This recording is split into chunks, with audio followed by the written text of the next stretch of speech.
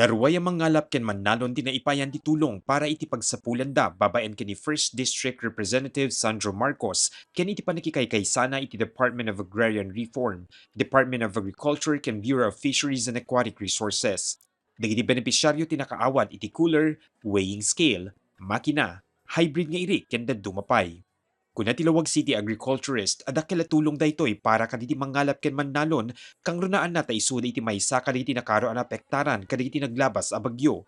Iti syudad laing ang Tilawag, umabot iti agrip 50 million pesos ti kabuklan na perdisyon iti bendeg ti agriculture ken fisheries itatawen.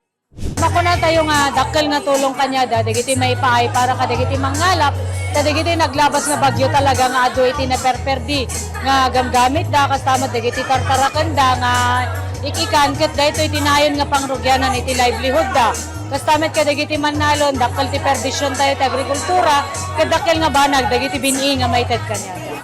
Maysa ni Lola Tessie kadagiti na benepisyaran iti naiyuswat nga aktibidad. Napalaos iti panagyaman na gapu iti naipaay ken kuana ken kuna na sigurado makatulong daytoy iti pagsapulan na.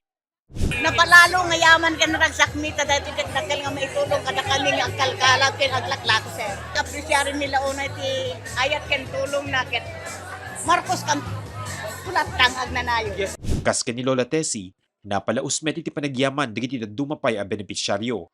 Sumagmamano kadakwada ti naggapupay kaditi ili iti may kadwa a distrito iti probinsya, ngem kunada nga oray iti First District ti kang runaan na pagserserbyan ni Congressman Sandro Marcos saan na nalipatan ida.